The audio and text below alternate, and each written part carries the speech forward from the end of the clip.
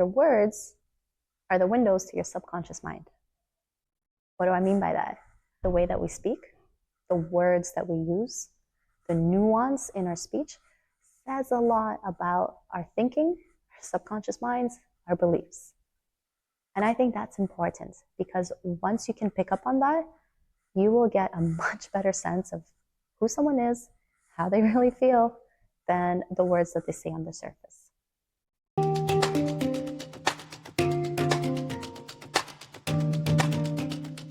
Speaking with intention is so important. Communication is the foundation of our success. We need to communicate with family members, friends, business partners, colleagues. Everything revolves around communication. It's the baseline of all our relationships. Now, these days, everybody knows how to communicate, right? No, not everyone knows how to communicate with intention and integrity. And when you learn this skill, you become a better communicator that stands out in a good way. All right, now the first thing that we need to talk about is your baseline of communication. Now, however you talk right now, totally fine. Just recognize that that is what your baseline is. And this is often through years of habits, talking a certain way, being in a certain environment. Just recognize that you're starting at a specific level.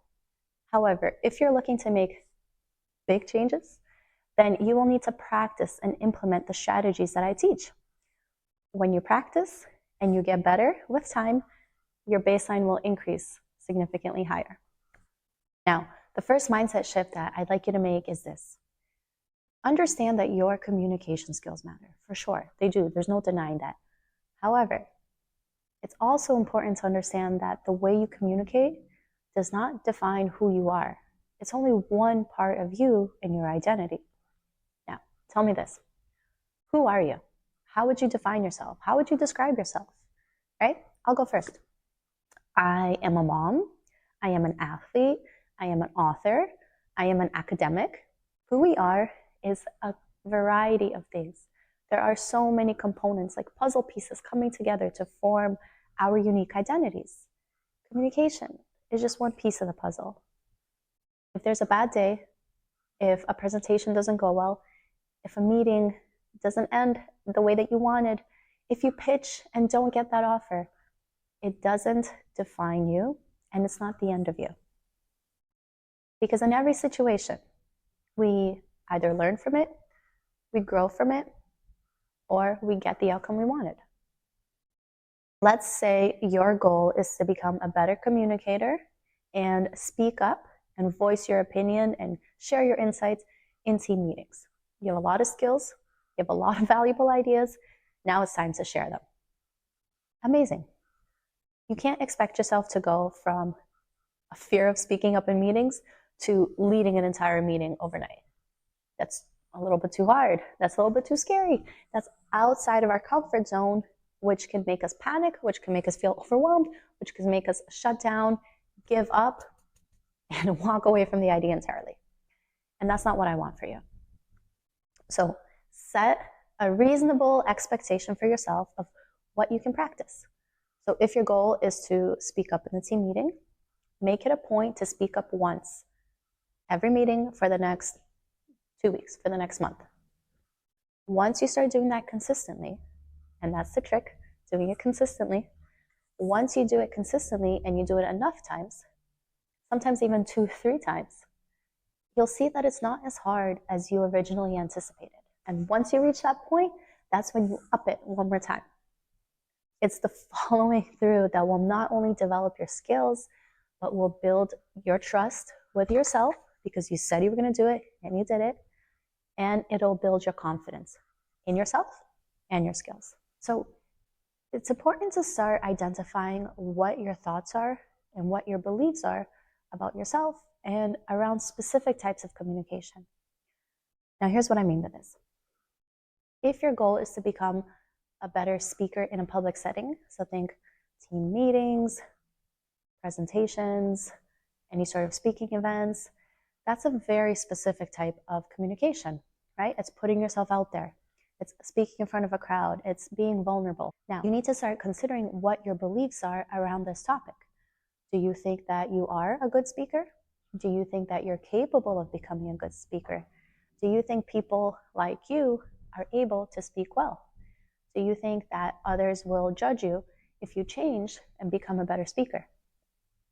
Now, this might seem a little silly to try on as an exercise, but I'm going to encourage you to do it, because what you'll find is if you sit down and really think about these things, most of us have beliefs that are holding us back and are preventing us from fully embracing the change that we wish to see in ourselves.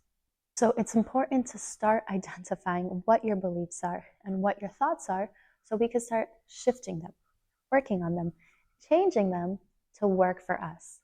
Instead of having thoughts that hold you back, such as, I'm not a good public speaker, no one cares what I have to say, I'm going to embarrass myself, that's not going to help you in the situation. It's going to hold you back. It's going to stop you from trying. It's going to lead to you hesitating, and when they don't call on you right away, putting your hand down. Why would I speak anyway, right? These beliefs are going to reaffirm actions that are going to keep holding you back, and we don't want them. We can let that go, okay? Instead, we're going to create new beliefs and a new energetic state in ourselves that is really going to empower us and get us to where we want to go. If you are the type of person who someone has a conversation with and they can feel your positive energy and they can walk away feeling good, feeling better than they did before, feeling good about themselves, feeling good about what they said to you, they're going to come back. They're going to value you. They're going to want to have more conversations with you. Now, if you're someone who's negative, and I'm going to warn you, if you're negative, sometimes we mask it as being a realist. I'm going to discourage you from doing that. If you're a real negative person, people don't want to be around that. They just don't. Someone who constantly criticizes, someone who complains, someone who is perpetually unhappy, tired, overwhelmed, any sort of negative state. Again, that energy is contagious. People want to feel good. People want to be happy. People don't want to be around someone who's constantly bringing them down. Now, here's the thing. Again, energy is picked up on subconsciously all the time. The exact same thing goes to us. It's so much easier to pick up on these things from other people. It's much harder to pick it up from yourself. So start paying attention. Simple little trick, right? Simple but really hard. Start paying attention. And once you do, you'll start to notice. Are you someone who's more on the positive side? Are you someone who's more on the negative side? Do people gravitate to you? Do people want to have conversations with you? Or do people sort of find reasons to leave a little bit quicker than you would like them to? As you are perhaps complaining in the middle of a conversation, do you find them zoning out, looking at their watch, telling you they've got to run to a meeting? These are all signs. Okay, I feel like I've said enough about this. Start to notice, what type of person are you? And more importantly, what type of person would you like to become?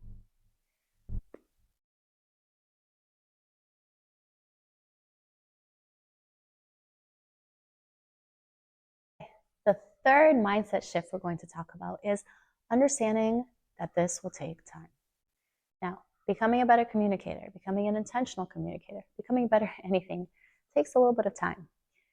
Think of this like going to the gym. Would you realistically expect yourself to drop 20 pounds and gain 20 pounds of muscle and be able to pick up that 150-pound dumbbell overnight and just start cranking out reps?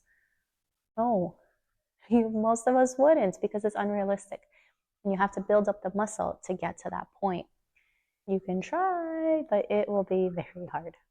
The same thing with communication. Okay, so I want you to think about your goals for your communication for the next 6 months. Think of one, maybe two really big goals that you're setting for yourself. Most of us aim a little bit too small. So maybe up it just a little. See if you can. What's the cherry on top for you that you could add on in the next 6 months? If you were to accomplish this goal, you would feel absolutely amazing about yourself. Okay, fantastic. Now, let's break that goal down into a series of stepping stones. Working towards a really big goal is hard and it's challenging, and it can lead to that resistance. and it can lead to feelings of overwhelm. All of these things can actually lead us to sort of push away from our goal, to give up prematurely, to get so overwhelmed by how big it is that we don't think that we can do it and give up. I don't want that for you. The trick is to break that goal down into a series of actionable steps that you can take, into small goals along the way that you can meet. And as you meet each of these small goals along the way, you'll be encouraged. You'll see the success that you're making. You'll see the progress. And this will keep you motivated, and this will keep you moving towards your big goal. So again, let's say you're starting here, whatever your baseline communication level is, and your goal is out here. Amazing. And you'll get there. But making that initial jump is really hard versus having little goals that you can work towards along the way will get you there much smoother, much faster, with less resistance and less overwhelm. Okay? So pick your goal, break it down into smaller goals, and that's what we'll work on.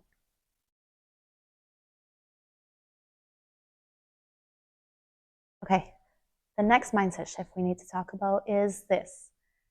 You need to get confident in your abilities. You need to get confident in yourself, in your own abilities. No one is going to do it for you. No one is going to force you to improve. No one is going to go out and have those conversations on your behalf. There's going to be days where you're absolutely motivated, absolutely stoked, absolutely ready to crush it. And then there's going to be days where it feels really challenging and really hard, and days where some of your limiting beliefs and some of your resistance will come up. Acknowledge it. Don't focus on it. Don't let those days hold you back from having the good days. Building on this, I'd like you to start rephrasing from what's the worst that can happen to what if this works? Or what if people like this? Or what if I do a good job? Right? Again, for most of us, the default is something negative. What's the worst that can happen? What if people judge me? What if people don't like me? What if I suck? What if I'm terrible? Right? This is the default for most of us. And that's okay. I've been there. But that's not where you want to stay. You want to have that 20/20 vision, that focus on the outcome, on where you want to be. So instead of what's the worst that can happen, think of how can this go well for me?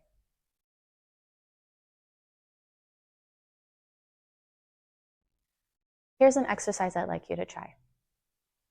Sit down right now, pause the video if you need to, and look for at least 3 to 5 people who are doing what you'd like to do right now. If you can, start with people that you know personally. This could be friends, family members, acquaintances, work colleagues. Think of a minimum of 3 to 5 people who are already doing the things that you want to do, right? So if that's someone who's leading a team or presenting at work, and that's where you're aiming to be, write them down. If you can, think of more people. The more people you can think of, the better. Once you've done that, go on, hop on social media, YouTube, Instagram, LinkedIn, wherever the case is, TikTok. Find people on there who are doing the things that you want to do. Find people on there who have the kind of confidence, the kind of following, the kind of authority that you are aiming for. Write down the names of all these people, and let's see how big you can get your list to be. Now, once you have your list, I want you to consider this. Why them? Why not you? Right? Why them? Why not you? There's all these people that are doing the things that you want to do. What's stopping you, really? Besides yourself and your beliefs and your mindset. Now, you might have reasons come up: lack of time, lack of support, lack of resources. I'm going to challenge you on that because it all starts with our beliefs. And if other people are out there, if other people with less credentials, other people with less education, with other people perhaps with less communication skills or less ability are out there doing the things that you want to do, you can be out there too. The difference is in the mindset and the beliefs. They believe they can. They're doing it. Perhaps you've believed you can't, and you've been held back by that. And that's okay. Because again, we're going to build that confidence in ourselves and our ability. It all starts with you. It all starts with you. And once you change the way you think about yourself, your own abilities, and what you're actually capable of, you'll start to see a change in your actions. And the change in the actions is what will lead to the change in the outcome and getting to that outcome that you desire. Again, mindset is so crucial. Mindset is the foundation of all of your skills and abilities. You can become a better communicator. You can become a better communicator, but you'll fail along the way. You might have conversations that don't go well. You might try a technique or a strategy that backfires. It takes practice, it takes time, and it takes failures and knowing what's wrong to then understand how to do it right. Okay? So if you avoid failure, you will never live up to your own potential. Because the real failure is the failure to try.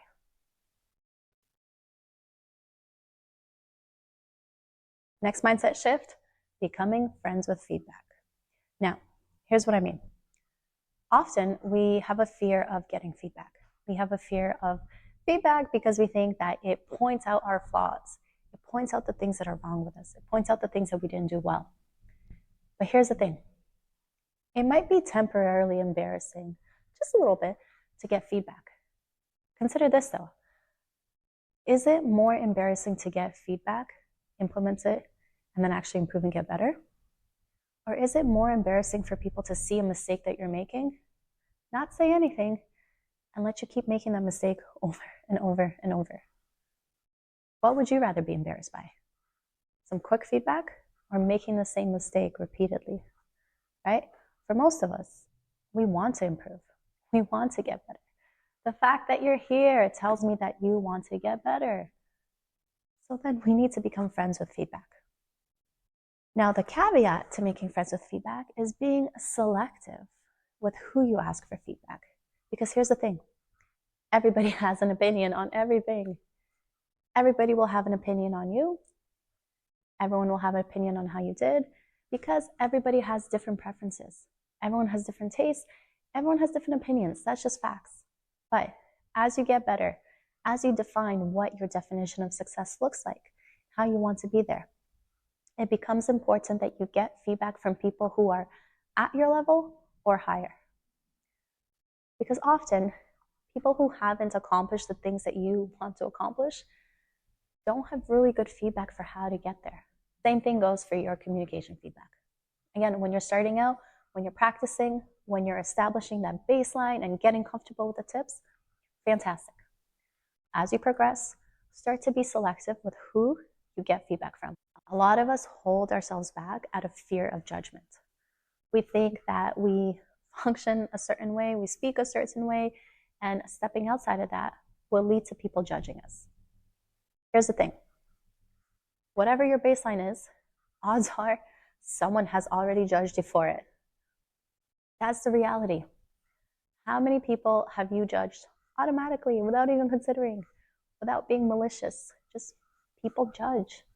That is facts. We make automatic assumptions about people within seconds of meeting them. I'll speak more to that later. We make quick judgments about people all the time. We mindlessly and carelessly think things about people all the time. So here's what I need you to understand. You will be judged regardless. So the question becomes, what do you want to be judged for? Do you want to keep yourself and contain yourself in the types of skills and the types of environments and the types of abilities that you've confined yourself to? Or do you want to step outside of that? Be judged anyway, but get to your goals, get to your outcomes, get to your definition of success. Now I'm going to get into your identity and your belief system and really the crux of the identity work, because this part is really important. And if you're into self-development at all, fantastic. This will be great. Now, our belief systems defines what we think is possible for us. It shapes the emotions that we feel and the thoughts that we think, right? So if you have a belief system that says you're not a good speaker, you're not a good public speaker, You will have thoughts that correspond to that, and you will feel emotions that correspond to that. Our thoughts and our emotions directly shape our actions. If you think you're not capable of public speaking and feel fear and anxiety when it comes to public speaking, guess what? Your actions will align with that, and you won't engage in any public speaking, right? Your beliefs shape your thoughts and your emotions, and this directly shapes your actions. Your actions is what gets you the outcomes. If your actions are in line with a certain belief, so will the outcome. You cannot expect to get a new outcome with the same actions, the same thoughts and emotions, with the same beliefs. It just doesn't work that way. So, getting to the core, getting to the crux of the problem, getting to our belief system. What are beliefs? How do we know what our beliefs are? Well, this will take a little bit of reflection. This will take a little bit of work, but you can get there. Think of your beliefs as a story that you tell yourself, about your life, and about what your life should look like. It's these stories that we tell ourselves about what we are capable of that then define what we think is possible. Okay? You can also think of it like a pair of glasses, right? So if you have a pair of glasses that is not the right prescription for you, you won't see very well. If you have a belief that isn't quite the belief you want, it's going to impact your life. You're not going to perform very well. You might have the nicest, most stylish pair of expensive glasses, and the frame could be amazing. But if the actual prescription doesn't match the prescription that you need, you won't be able to see very well from those glasses, and they'll be pretty useless. The same thing goes for your beliefs. You can have a belief that sounds amazing, that sounds like it's helping you, that sounds like it's so productive, but in reality, it's the wrong belief and it's holding you back. It's going to take some reflection. It's going to take some inner digging. It's going to take asking yourself questions of what is my belief? Go one layer deeper. Go one layer deeper. Go one layer deeper 5 times, a minimum of 5 times. Keep asking yourself questions to get deeper until you can get to a root cause. And again, this could take some time, and that's okay. But it is important to identify what your beliefs are, because without knowing what they are, you can't work on changing them. The other thing to consider is, once you start to identify your beliefs, I want you to start paying attention to the language that you use when it comes to your thoughts. Right? What do I mean by that? I mean, start to notice how you think and how you talk to yourself. So the majority of us talk to ourselves, the majority of us have thoughts, and about 90 to 95% of the thoughts that we have every single day are a repetition of the thoughts we had yesterday. Let that sink in. 90 to 95% of the thoughts that we have today will be the same thoughts that we had yesterday, will be the same thoughts that we had the day before, will be the same thoughts that we had the day before. Are you starting to see why the thoughts that you have and the emotions that you're experiencing and the way that you're talking to yourself is so important? How it will make or break whether you achieve your outcomes? If 90% of your thoughts are repetitive and are negative and are holding you back, how hard will it be to get to your goal? So catching those thoughts and then starting to reprogram them into ones that empower you, into ones that support you, into ones that reinforce the goal and the outcome that you're aiming for. The other caveat to this, because again, this is all about intentional communication. And here's the thing, your words are the window to your subconscious mind. Your words are the window to your subconscious mind that other people have access to. The way that you speak matters, not only for yourself and your own thoughts. The way that you speak is an indication of what your thoughts are.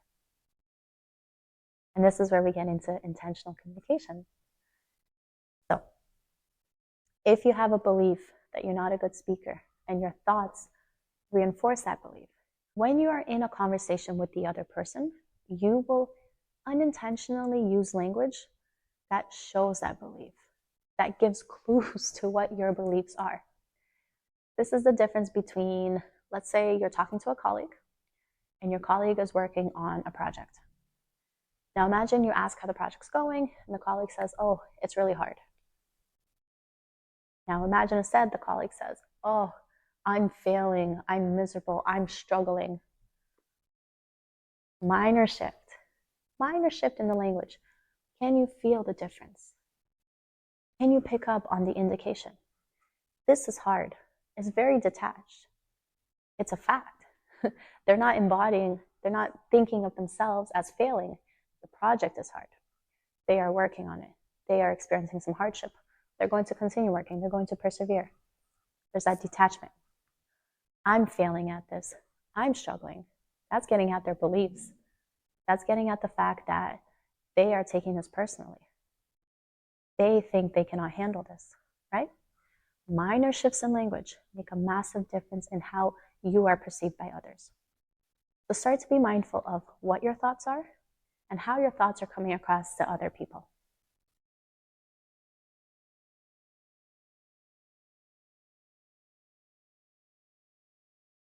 All right, let's get into the nonverbal cues now. This one, again, super important. So what are nonverbal cues? So this is really our body language and the way that we carry ourselves, the way that we position ourselves, facial expressions that we make. People pick up on our nonverbal cues subconsciously, automatically. Some people are better than others. Some people have trained themselves to be better, and that's fantastic because that's what you will do as well. Nonverbal cues are really important because, again, they are a clue to the subconscious mind and what the person is really thinking or feeling towards you, towards the idea, towards the conversation. Our nonverbal cues occur naturally, often without us noticing. That's why they are so effective at gauging what the other person is really thinking without them picking up on it. Especially if someone's nonverbal cues do not match what their words are saying. If our nonverbal cues do not match, that's when there's a little bit of a disconnect between the conversation, where perhaps you leave the conversation and the person said the right things and ended it on a positive note, but you walk away feeling iffy or uncertain or not quite sold because their nonverbal cues did not match what they said. Now here's the thing. Here's the important distinction. It's one thing to be able to pick up on others' nonverbal cues. It's another thing to know how to monitor your own. Nonverbal cues and body language is really from someone's head all the way down to their toes. The entire thing. And here's what I mean by this. It includes the position of their head, the way that they're looking. So for example, looking right at you versus tilted to the side. Subtle shift. One indicates I'm engaged. One indicates I'm perhaps thinking, contemplating, or starting to zone out, depending on, again, the context of the conversation. It includes facial expressions. Okay? We all have micro expressions that we make without realizing based on our immediate reaction to something. So you might propose an idea, you might say something, you might say the wrong thing, and a micro expression can give you a good indication of how that person felt in that minute. This isn't always a scary thing or a bad thing. Again, think of body language and nonverbal cues as additional information, a supplemental information to use while communicating with someone. Because again, their words matter, what they say matters, but how they say it, if the nonverbals match up, right? All these things give you a much deeper understanding of how the conversation went than just the surface. Okay? So it includes their head position, it includes their facial expressions, it includes shoulders. Is someone slouching? Right? Are they perhaps insecure, uncomfortable? Are they sitting straight, confident, secure, in charge? Are they leaning in because they're interested and they're engaged? Or are they leaning out because they want some space, some distance, and they're getting themselves as far as they can from you because they're not on board, right? Again, always minor exceptions, but generally speaking, these are the clues. Getting to the upper body, arms. Are they open? Are they at ease? Are they tense? Are they fidgeting? Are they closed off, right? Are they facing, when it comes to posture, are they facing a specific way? Are they facing you because they're engaged with you? Or are they facing away? Are they facing the door? Oh, that's a tough one. They're facing the door and they're leaning that way. Ooh, they want to get out of there. Again, important things for you to understand, right? Are their legs crossed? Are their legs open? Are they grounded and firm? Or are they perhaps fidgeting a little bit more, right? Are their toes pointed directly at you? Or are their toes pointed away from you, especially if it's at the door? Individually, each of these things will give you a piece of the puzzle, a piece of the information that you're looking for. But when you start to combine nonverbal cues to see the whole picture, that's when you really get a much deeper understanding of the other person's subconscious mind, their thoughts, and their beliefs. Okay? Now, here's the caveat. It's one thing to pick up on nonverbal cues, but nonverbal cues really matter when there's a change, when there's a shift.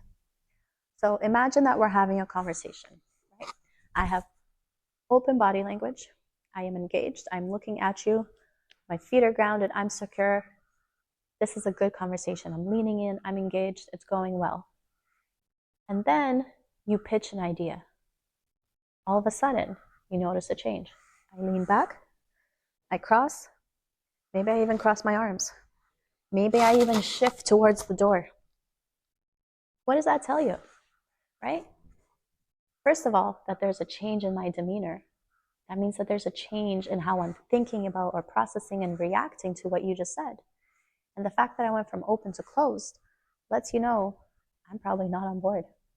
Lets you know that I'm feeling resistance to the idea. So even if I'm intrigued, even if I'm still engaging with you, subconsciously, if I'm closed off, there is some resistance coming up for me. And it's important for you to know that, because if you're pitching and you're engaging and you catch that resistance, you can address it. You can directly bring up the pain points you want me to consider. You can directly bring up any concerns that you think I might have. You can ask me what my concerns are, right? You can address it then and there because you're able to catch it then and there. And not think the meeting went well because I indicated I'm interested. And then 2 days later, you get a rejection email, right? Nonverbal cues matter. Picking up on them matters.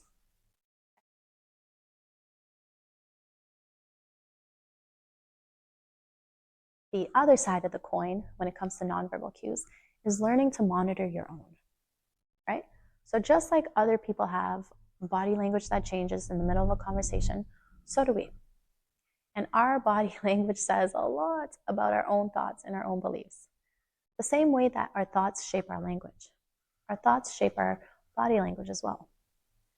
Now, first exercise I'll ask you to do here is pause the video and just take note of your body language right now. Are you slouched? Are you facing the door? Are you facing the computer or whatever device you're watching this on? Are you sitting upright and confidently? Right? Do you have a smile or a neutral expression on your face? Or are you heavy and gloomy? Just take note of your body language. Because again, we cannot change what we do not know needs to be changed. Bringing our awareness and bringing our attention to these things is the first step in improving it. Okay?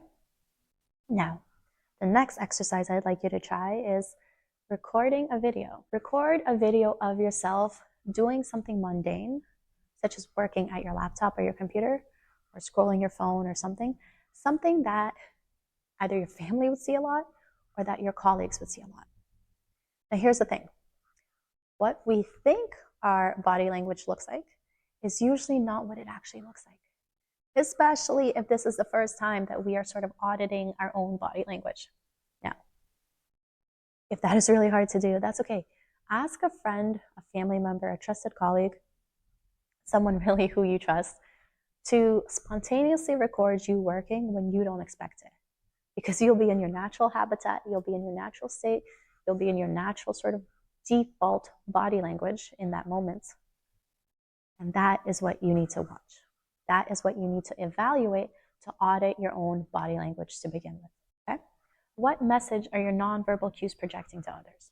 Because how you carry yourself says a lot about you.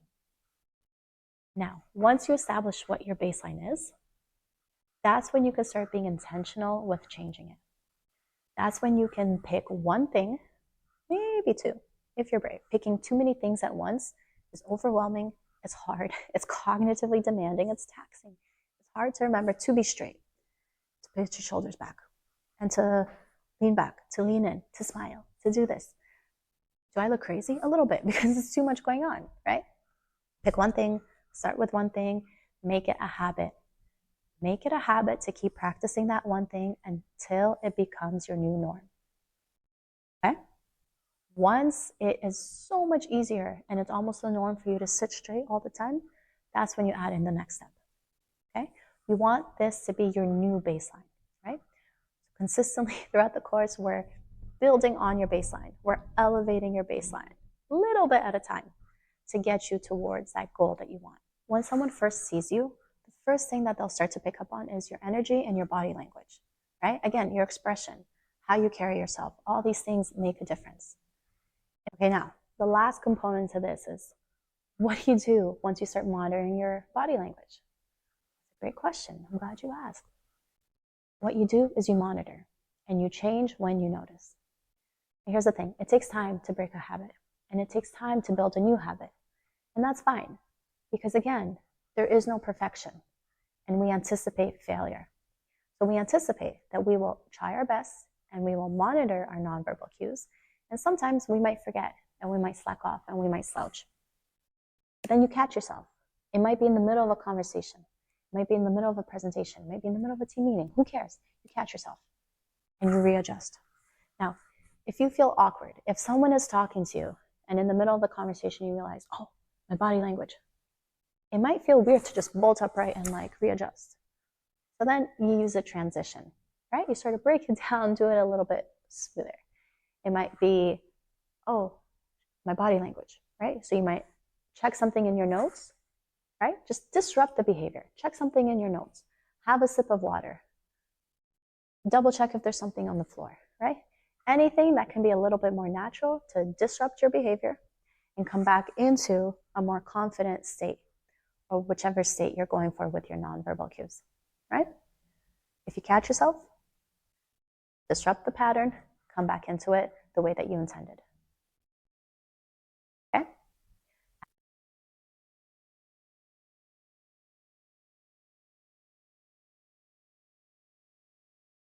Let's get into the actual strategies, the meat and potatoes of intentional conversations. So, first things first, understand that everyone has a different perspective. Everyone has a different point of view.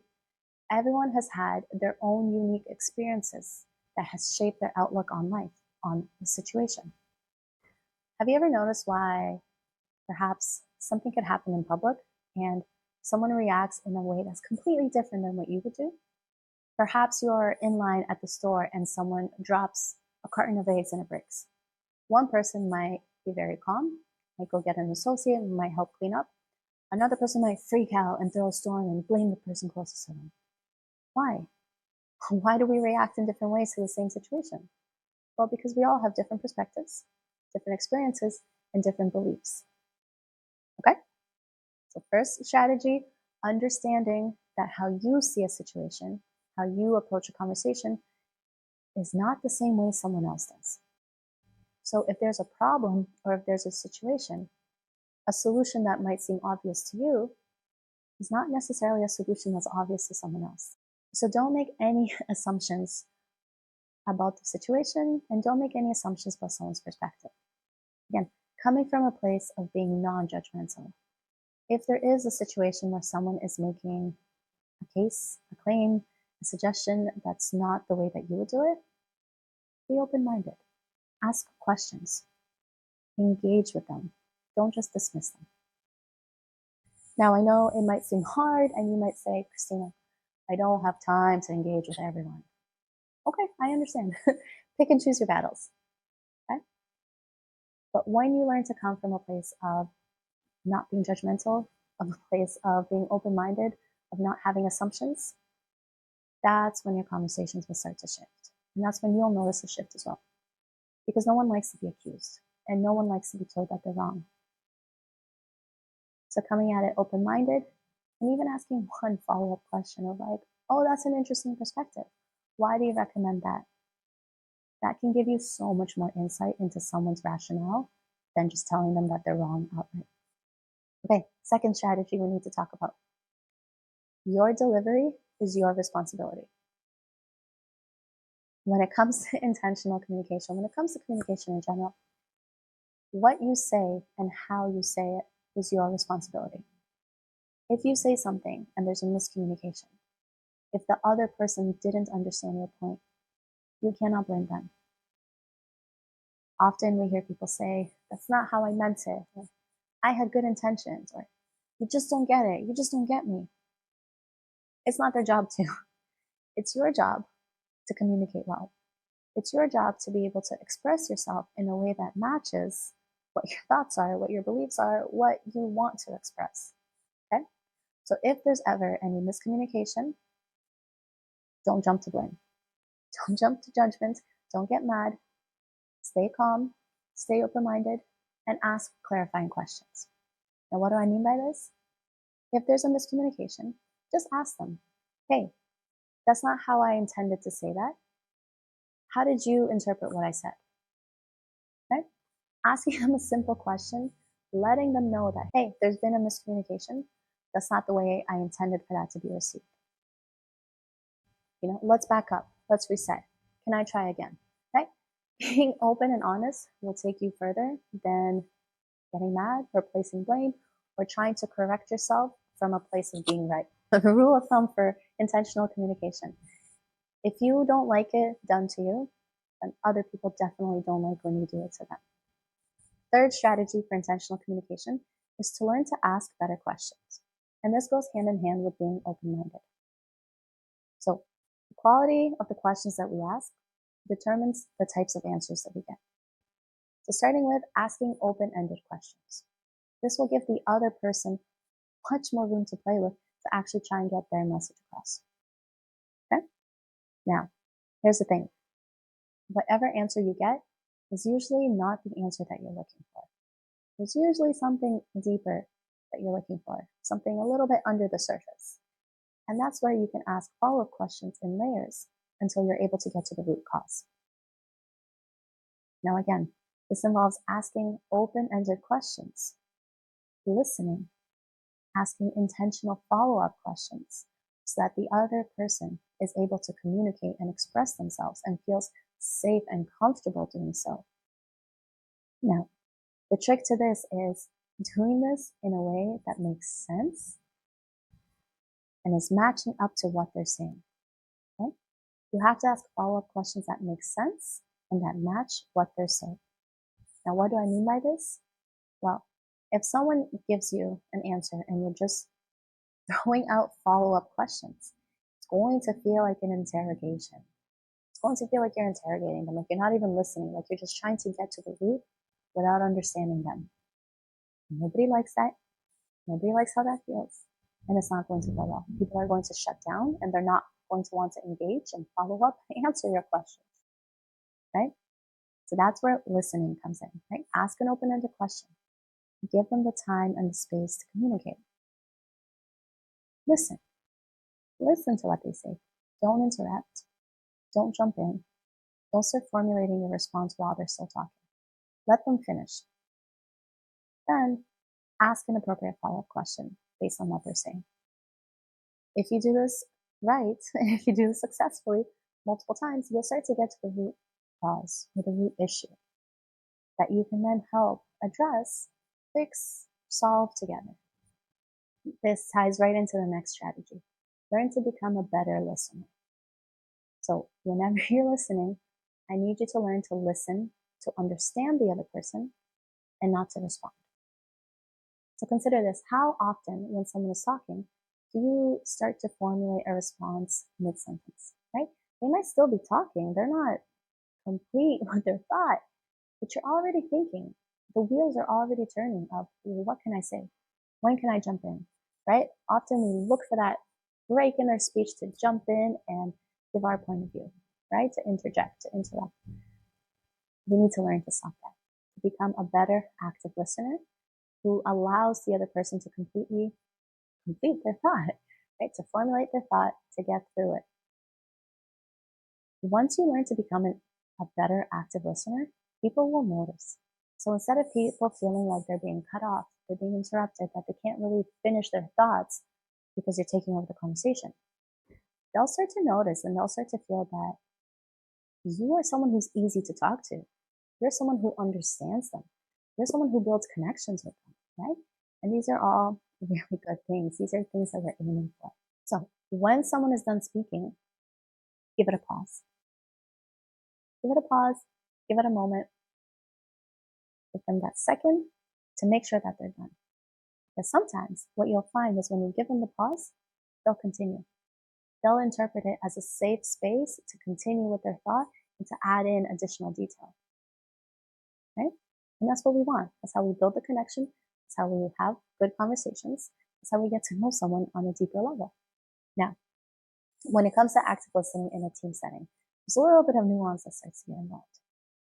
If you are someone who is leading a team, you want to start making sure that you are speaking last. Here's what I mean by this. As a leader, people look up to you. People look up to your opinion. People almost want to follow what it is that you tell them to do. Especially in a group setting, it becomes really hard for people to speak out and to give a different opinion than the one that's being said. So if you're a leader and you right off the bat tell everyone what your position is, it could make it really hard for people to contradict that, to give an opposing point of view, to point out any flaws in that, right? Out of fear of judgment, out of just the sheer pressure of going along with the group. Now, again, depending on what you're aiming for, depending on what kind of team dynamic you're going for, right? Just keep that in mind. If you are hoping for an open team dynamic where there is a sense of trust and camaraderie and people feeling safe to share their perspective, then you'll want to be the last one speaking. You'll want to encourage other people to share their opinions. You'll want to create an open environment where people can share, bounce ideas around. You can remain neutral. You can facilitate this. You can agree with both sides, note down all the points of views, and then be the last one to speak to then say, all right, this is the position that I'm taking. And it's, again, a small, subtle shift that will make a big difference in the communication and in the team dynamics as well. All right, next communication strategy is to give people choice. Now, the caveat to this is, if possible, give people a choice between two things that work for you. Okay? Before that sounds too manipulative, here's what I mean. Telling someone what to do usually doesn't go well. It removes their sense of autonomy. It makes them feel like things are being forced. Most people don't like being told what to do, even at work. However, if there is something that needs to be done, but there's more than one way to do it, give people a choice. They still need to do that thing, right? They still need to complete that project. They still need to do that, whatever it is. But now they have a choice in how they do it. Now they have that sense of autonomy, right? Giving them the choice, especially when both options work for you, when both options are viable and both lead to the outcome that you desire, it's fantastic. It gives people autonomy, helps them feel like they have a bit of control, helps them feel motivated towards working on that thing, and it overall just increases the likelihood of success, of it actually being accomplished.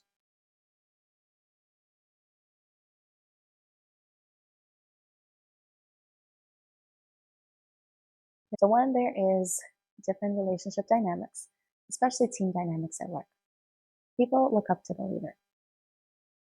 Certain people, many people, find it hard to speak up. Many people fear speaking up. They don't want to be the one to voice a contradictory opinion. They don't want to go against the grain. Now, here's the thing. That's completely normal. There is so much research out there that shows that if everyone in the group has a certain opinion, people aren't going to feel comfortable speaking up. They're going to go with the opinion of everyone else, even if they disagree, just to maintain that harmony and that unity within the group. Now, on the surface, this might seem nice if everyone's maintaining the harmony with each other. But that's not what happens. It leads to more miscommunication. It leads to a lack of trust. It leads to more resentment amongst the individuals. It makes the people who have a different perspective feel like they don't belong, like they're not quite safe in that environment, like they can't be their true self, or else they won't be accepted. Now, when it comes to your business, your company, your life, I am going to presume that you value innovation, that you value progress, that you value growth.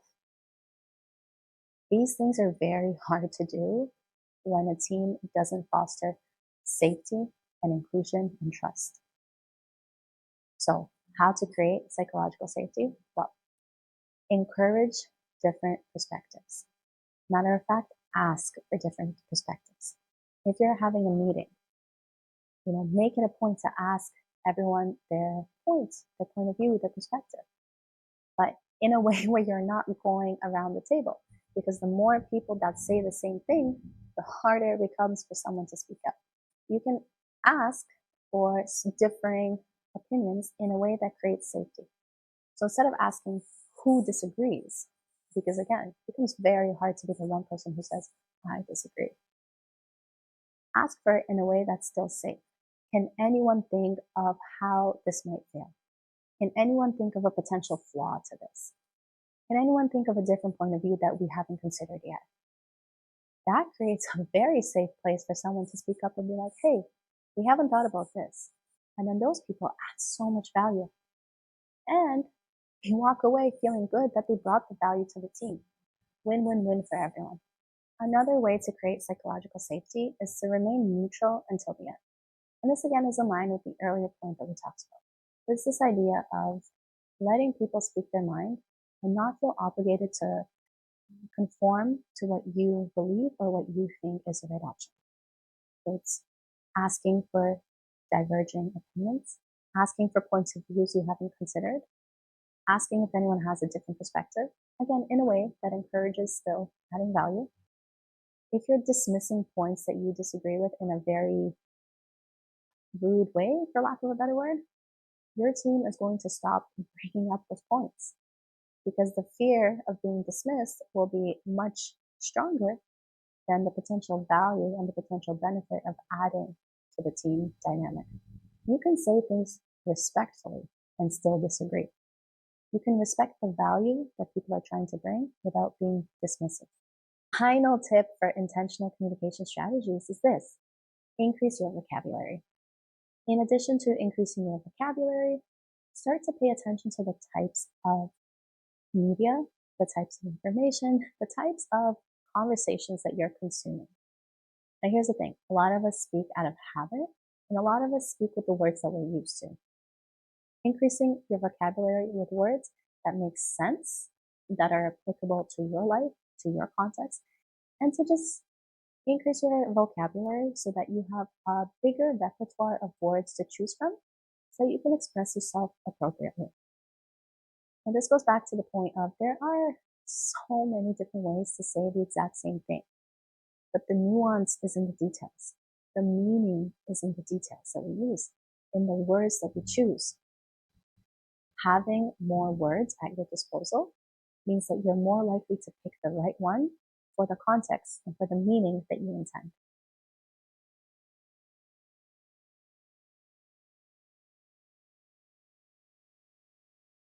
Now, rapport is really important for every conversation and interaction that you're having if you want to build that relationship and connection. Why? Well, because rapport is the trust that the other person feels with you. So, similar to some of the other things that we've talked about, rapport is something that starts to happen subconsciously. It's that feeling of trust and connection that we develop or not with the other person that we're talking to. If we're in a conversation and we're not developing rapport, well, then the conversation starts to feel like a waste of our time and we're really excited to get out of it. So if you are trying to foster a connection, a relationship, something long-term, then rapport is really important and is fundamental to the conversations that you're having. The first trick towards picking up on rapport is starting to build similarity between you and the other person. Now here's what I mean. We like people who are similar to us. we automatically feel more connected to people that we think are similar to us than people who we think are not. So, to start building that similarity, start to pick up on the way that they talk, on the speech patterns of the other person. So, if the other person is speaking very visually and saying things like, "Oh, I see your point," or "Oh, I can see the big picture," well, start to use some of that language as well. Now, again, you don't want to full out copy the other person. You still want to be authentic and genuine and true to you and how you speak. But adding in a few words here and there that mimic the things that they have said builds that similarity. Now, in addition to picking up on their speech style, it's also picking up on the words, or perhaps the phrases, or the slang that they're using. Using some of those words as well will show that you understand what they're saying and will show that you resonate with it, which will help build that similarity and which will build that like factor as well. Now, the second part of building rapport is learning to match the other person's tone, pace, and energy. And here's what I mean by this. If someone naturally talks a little bit slower, and you come in and you start talking really, really fast, and all your points are really, really fast, they're going to have a hard time keeping up with you. And you are going to feel like they talk at a snail's pace. And there's going to be a disconnect. And anytime there's a disconnect, it's hard to build rapport and hard to establish that connection. So here's the thing. Again, all of this comes down to being authentic and being genuine, but making small changes to yourself and your style that help you build that conversation and that connection. Now, the third point is to add detail to your answers. So, add detail without taking over the conversation. And what do I mean by this? When people ask us a question, they don't want a quick yes or no response in most cases, especially when we're building rapport and connection. If someone asks you, like, how's your day going? And you just say, good. How hard is it to maintain the conversation, right? You just put it at a stop. But if instead you say, oh, my day's going well, I actually just learned this new thing, right? Or I watched this YouTube video and it was really interesting and they were talking about this. Anything with a little bit more detail gives the other person more substance and more leverage to continue the conversation with you. It leaves the door open for them to respond. Now, the caveat to this is understanding that you want to add detail and you want to maintain the conversation. You don't want to take over the conversation. Now, here's what I mean. If someone says something and you think to yourself, I've had a similar experience, or I have something to add. Again, going back to active listening, don't interrupt them. Don't make the conversation all about you. Don't diminish their experience by interjecting and taking over and talking about yourself. Validate their feelings. Validate what they've gone through. And that can be simple phrases that you use that make them feel heard. It's that addition of that cherry on top, that letting them know that they've been heard and that you're not just thinking about yourself the entire time. Because here's the thing, if you start oversharing, or if you start taking over their experience and sharing yours, you start trying to one-up them, right? They think it's no longer about them, it's all about you. Now, if this happens once or twice, it's okay. But if you're someone who's always taking over the conversation, again, it's not going to help build that connection and that positivity and that value that will help deepen your relationships. This isn't an interview. This isn't a monologue. You're not asking them question after question after question, and they feel forced or obligated to share their entire life story with you. No, give and take, right? But don't give so much of yourself and take a little bit of them. Ultimately, that's not the point, and that's not what our intention is for these connections and these conversations. So learning to build connection can be a powerful way to build rapport and to deepen your relationships and to perhaps present new ideas in a safer environment. But take it overboard and people will start to feel like they're being manipulated, or the connection will start to break down.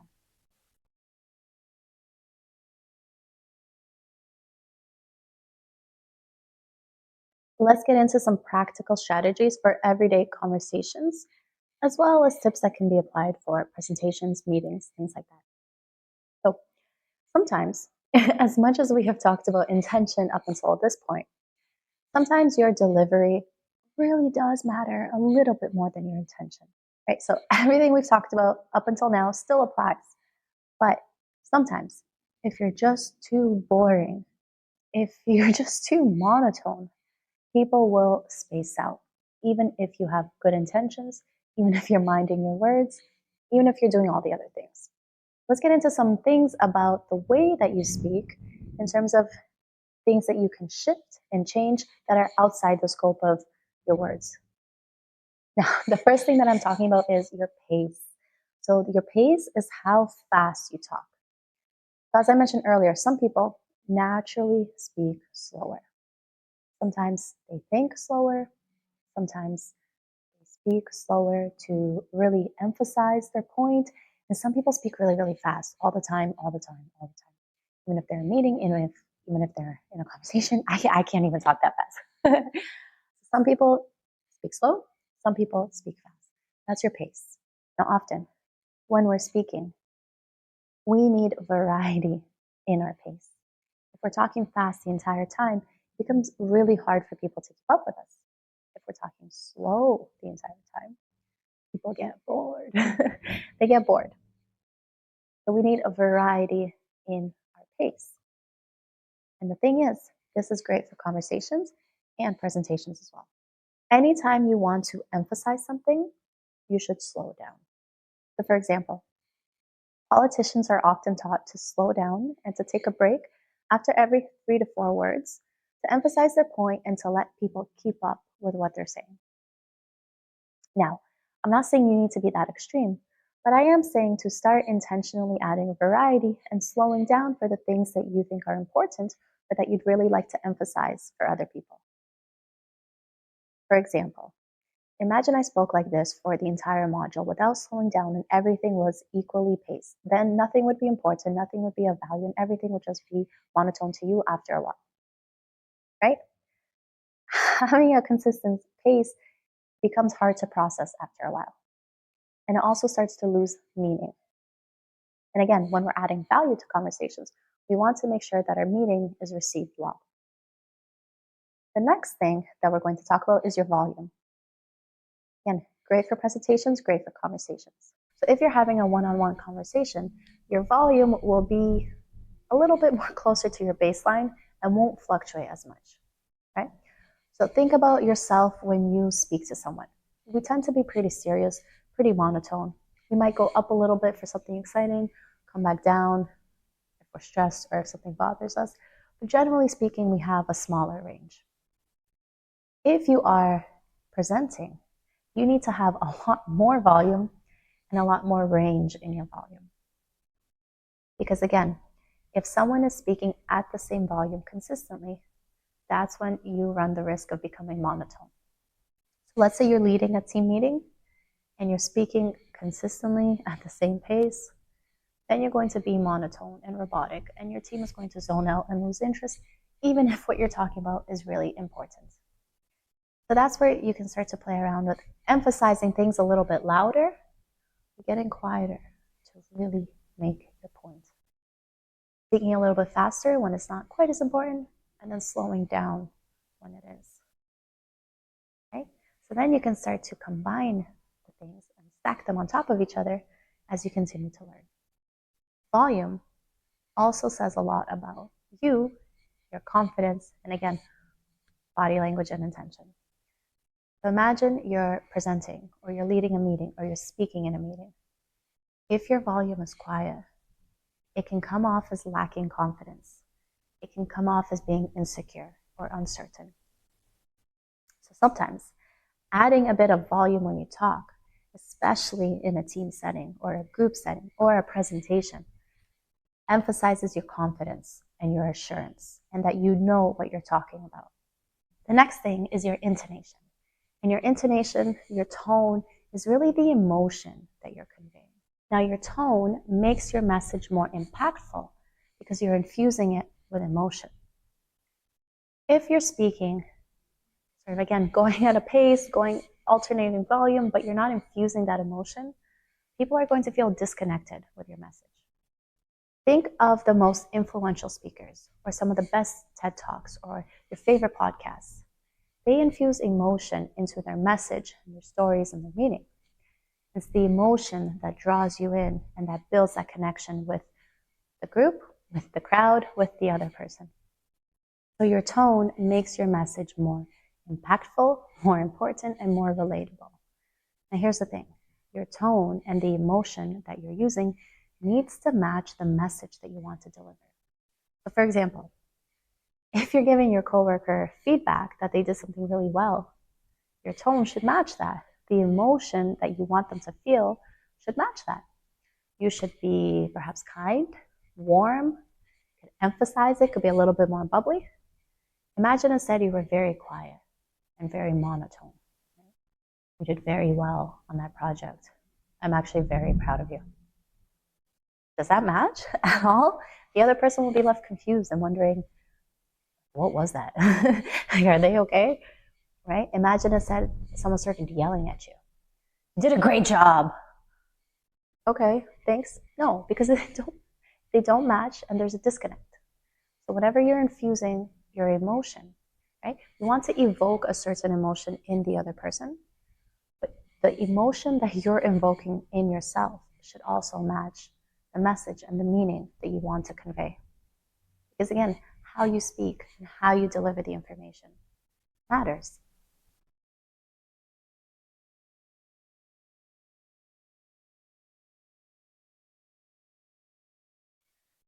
Now that you understand some of the different fundamentals of speech, of altering your voice, your pace, your tone, your volume, to start playing around with them and adding variety for impact and for the impact that you want specifically. So again, as a reminder, changing a lot of things all at once is really hard. You want to pick one thing to work on and work on it long enough for it to have an impactful change. Otherwise, if you try it once and then you bounce around, you try playing with tone, you might play with volume, you might play with pace. It can work and you can get some benefit from it, but for it to become a habit, for it to become natural, for it to elevate your baseline, that's going to take some time and some practice. Your exercise for this module, can you guess what it is? It's to record another video. Now here's what I want you to do.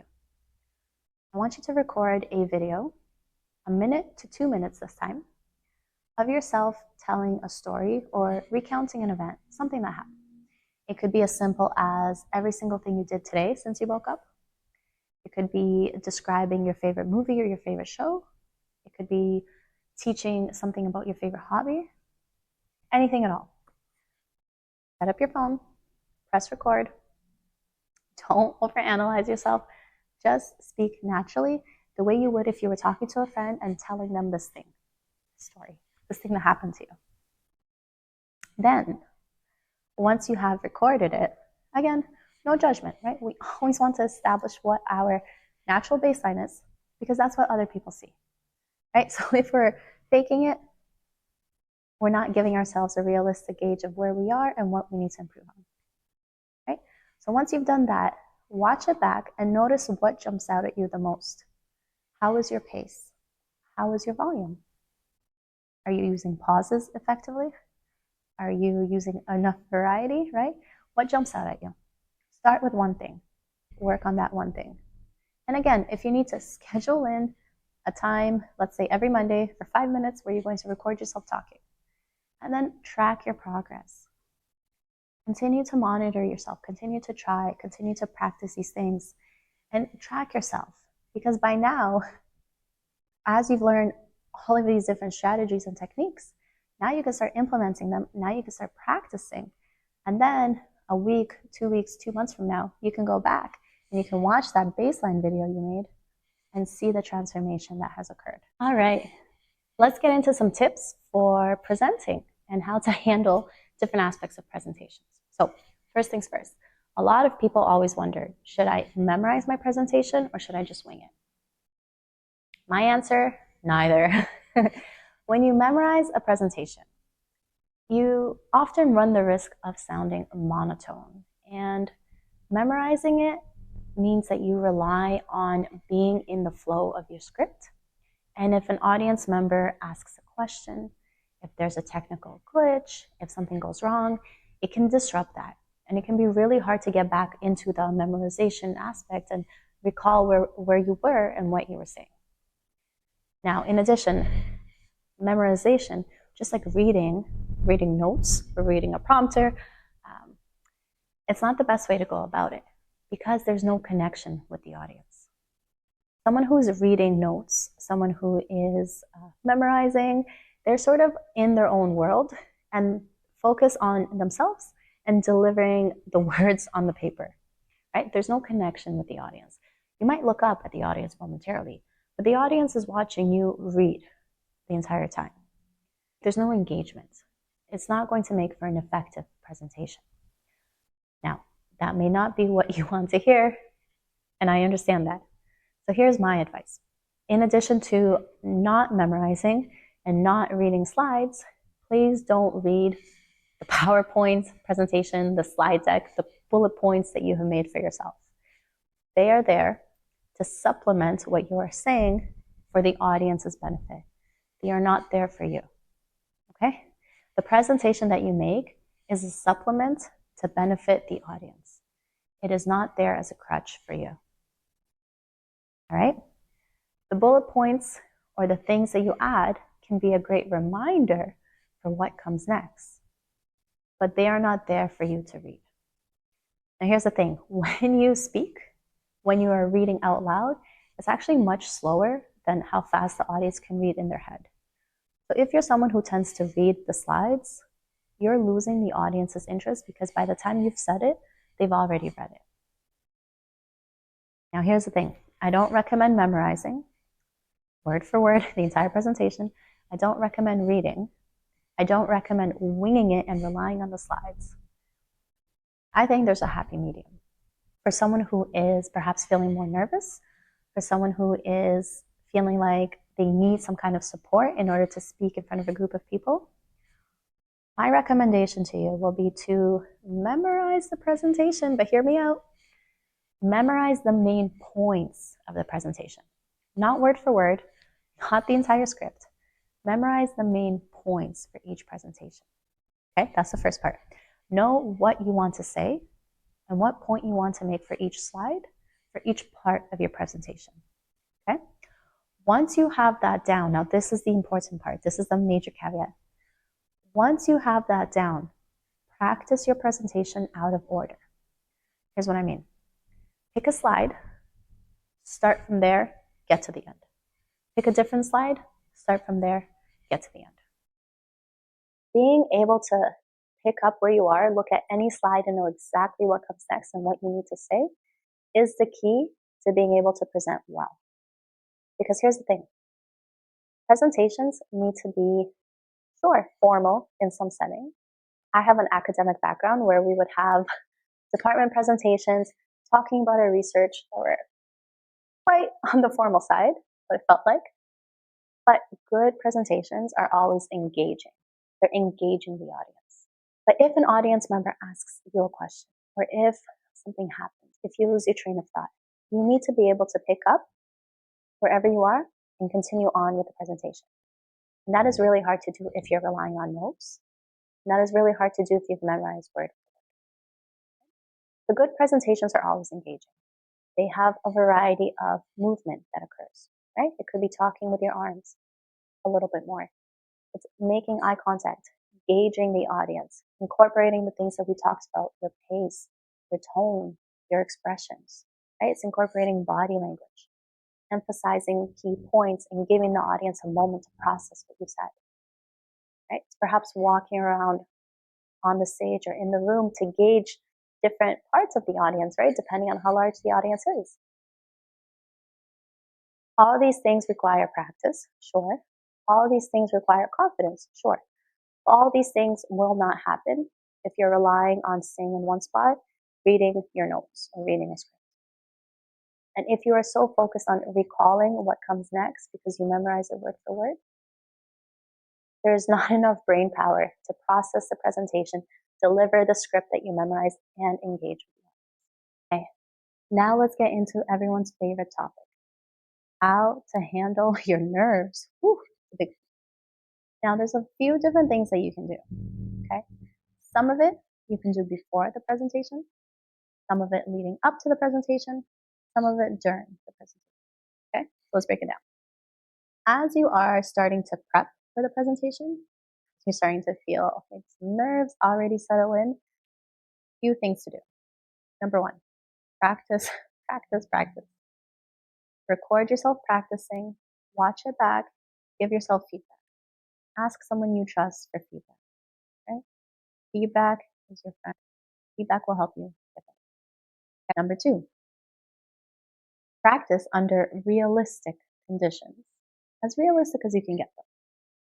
So the nerves that we feel when we're practicing at home are, a little bit milder, to say the least, than the nerves we feel the day of or during the presentation.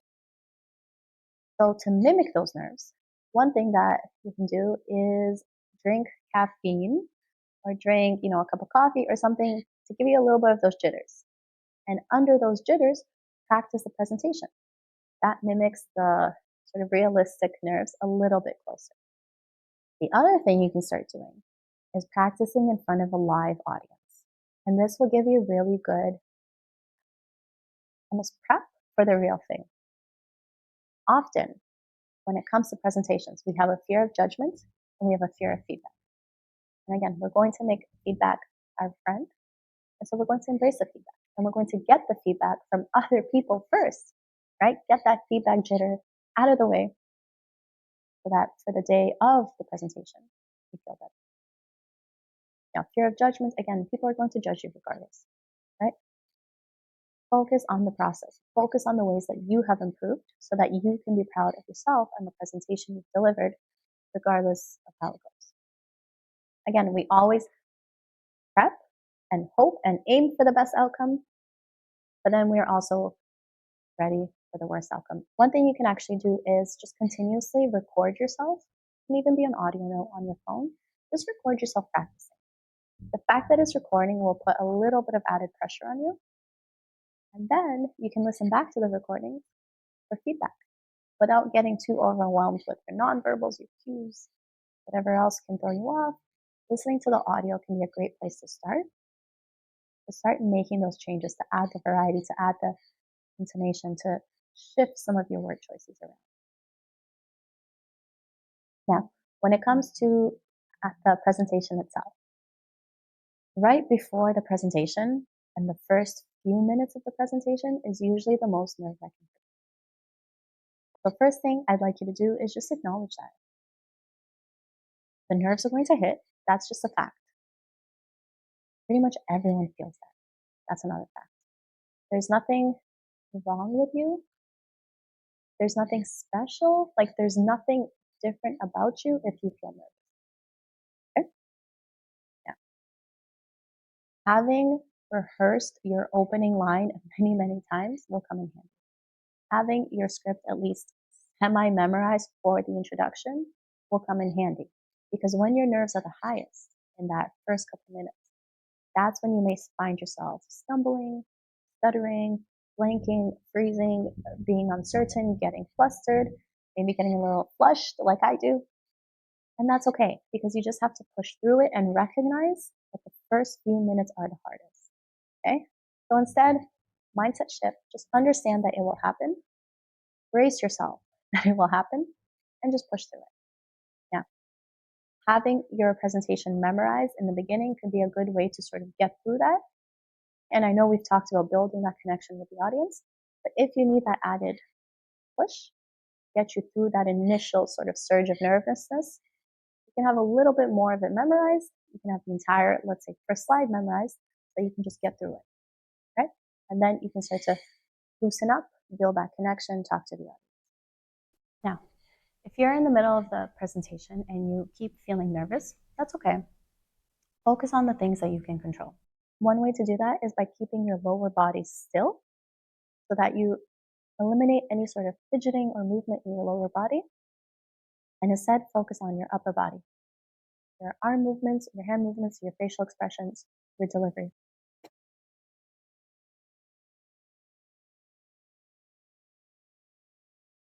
The other thing that you can do to prepare for the presentation is, again, getting into the mindset, right? Reinforcing the positive beliefs in yourself that you can do this, that you are capable, that you have improved, that you will continue to improve, right? The strategies that we talked about earlier. And the other thing that you can do is you can actually visualize yourself delivering the presentation and having a successful presentation. Okay, here's the next point I'd like you to consider. Presentations will always require more of you than a one-on-one conversation or than a small group setting. So generally speaking, the bigger the audience, the more that they need from you. That means whatever your baseline is when you're having that one-on-one conversation, up it to the presentation. Presentations to an audience just need more of you. They need more variety. They need more volume. They need more emphasis, right? There's different people in the audience, different interest levels, different sort of understandings of the material. Speaking quietly, speaking at your baseline will come off as being as lacking confidence. Right? Here's the thing, when you're presenting, you want to seem knowledgeable. You want to seem like an authority on the topic. Right? You want to build that connection and rapport and have the audience trust you and have that fundamental understanding that you know what you're talking about. And that's really hard to do if you are quieter, nervous, or on that side of things. The audience will pick up on that and they'll sense that. That's where talking louder and including your body language can help instill that confidence in your audience that you are the authority and that you know what you're talking about, that you've got this, for lack of a better word. Whatever your baseline is, just up it a little bit to get your comfort level up. And up it a little bit again, because it's hard to go outside of your comfort zone. It really is. And that's okay. Again, those baby steps and those small goals will get you to where you want to be. They'll just do it in a way that makes sense for you, that encourages you, and that keeps you on track. All of these things will help you become a much better presenter, to have a much better experience presenting as well.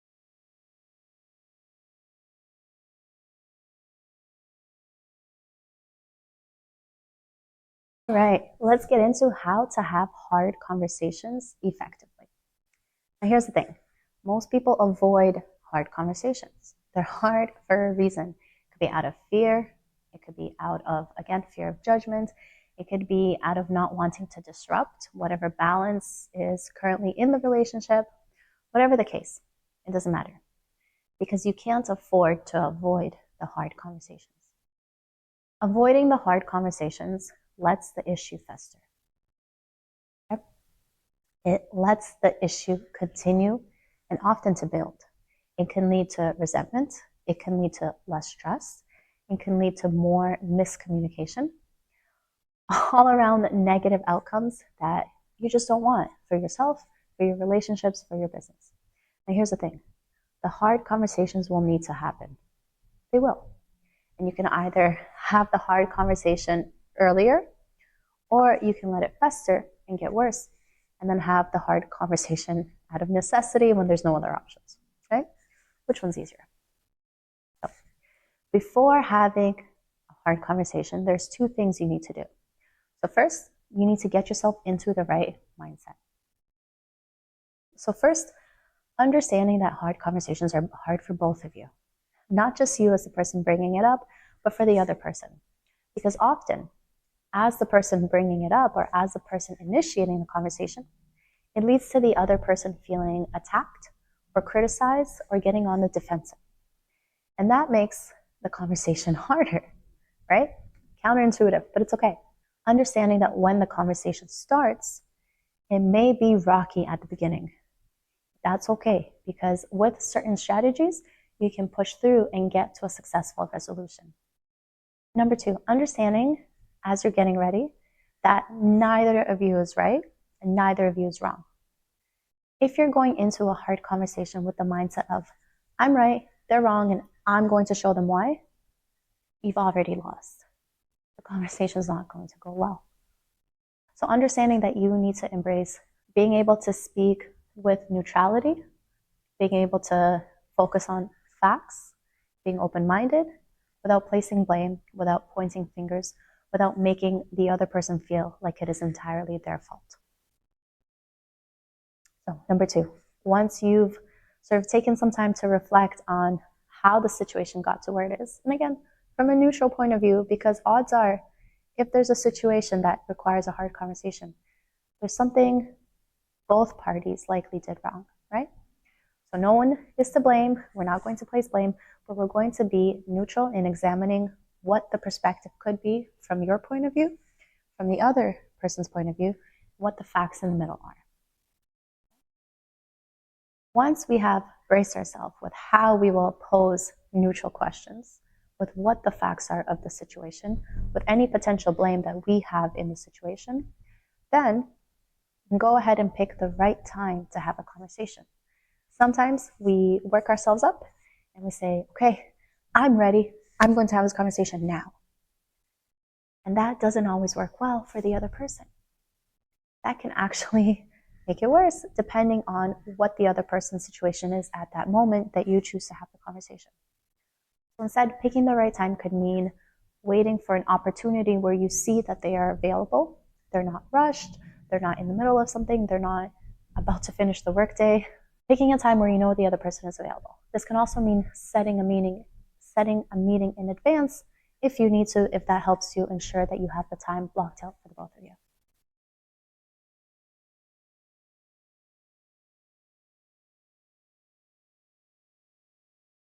Don't just bombard or blindside the person with accusations or reasons why they're wrong or why they're so terrible and why you're having this conversation now.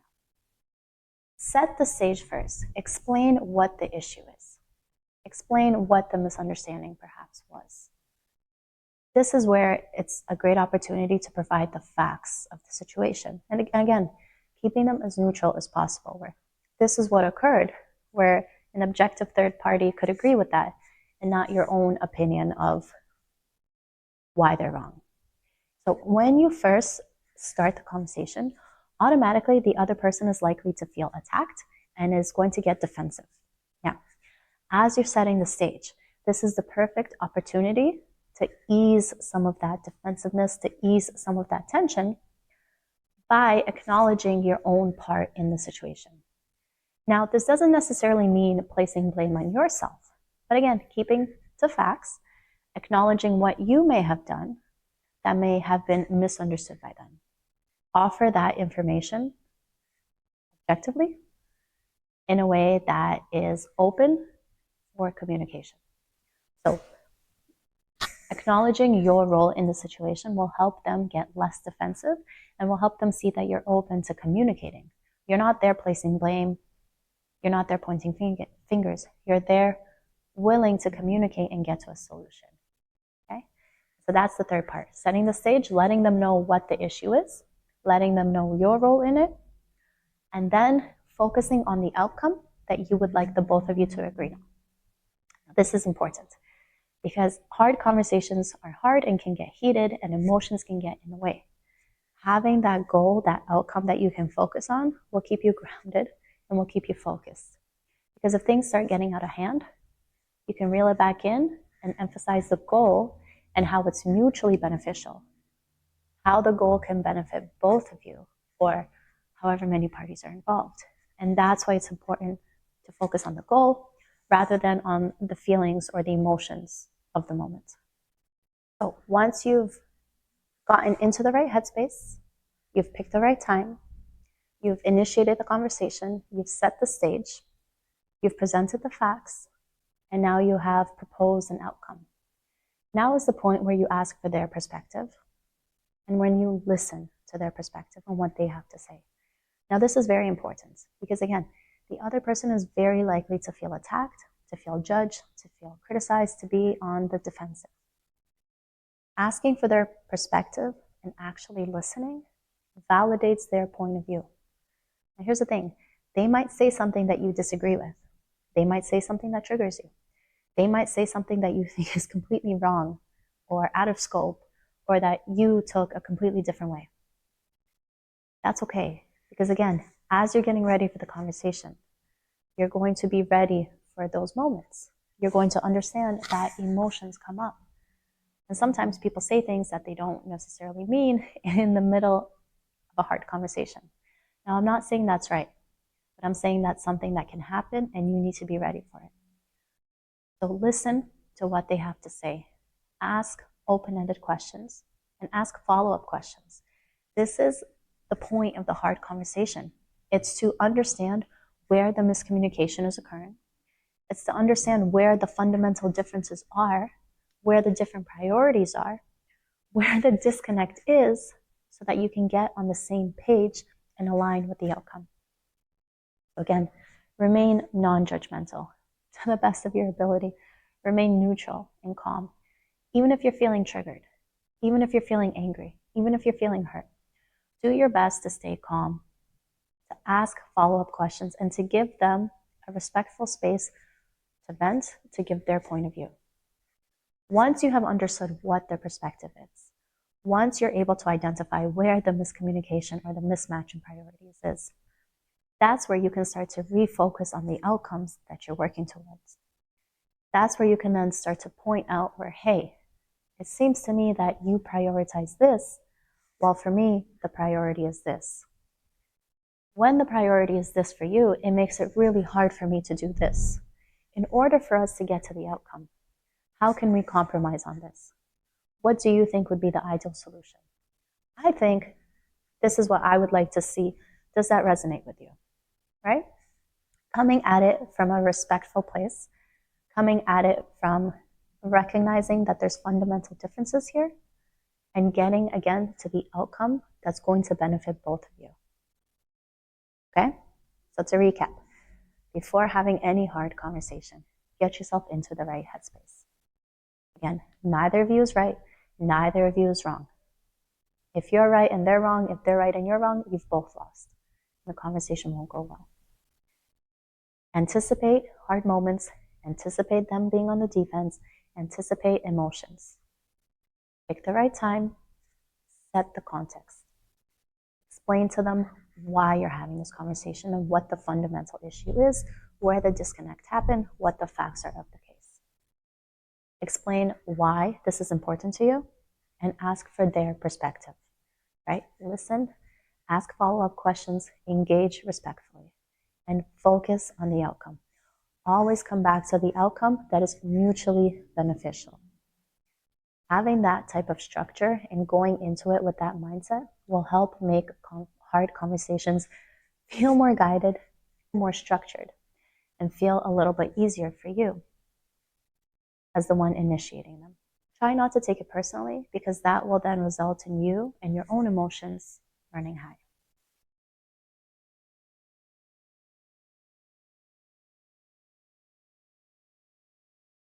Okay, now, initiating hard conversations is one thing, but it's slightly different to be on the receiving end of a hard conversation, especially when you're not prepared for it. Now, here's the thing.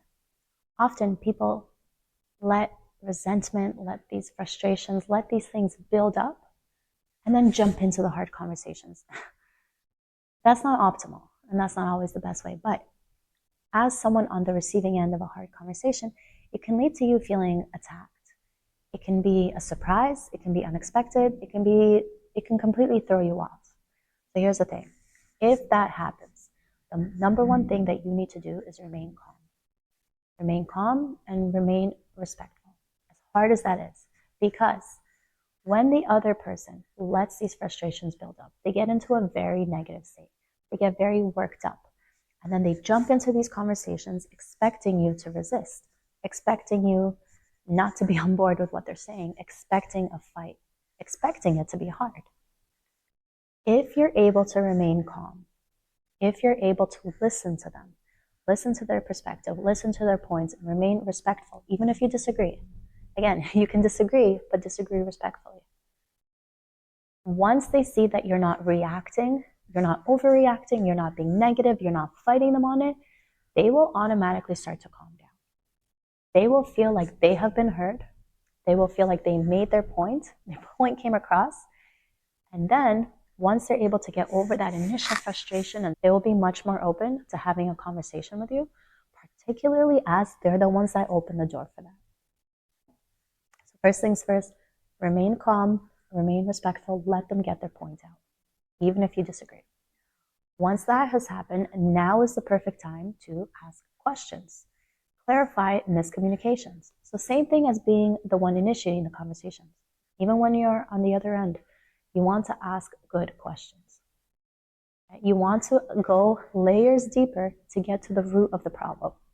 In most cases, there are underlying reasons why the frustration builds up. Again, differences in priorities, differences in beliefs, differences in values. If you're not able to get to the underlying root, the issue is likely to continue coming up. So that's where asking questions and asking open-ended questions to get to their perspective will be useful. Once you're able to understand what the issue is and what about your behavior or your actions is really triggering to them, then you can again focus on an outcome that benefits the both of you.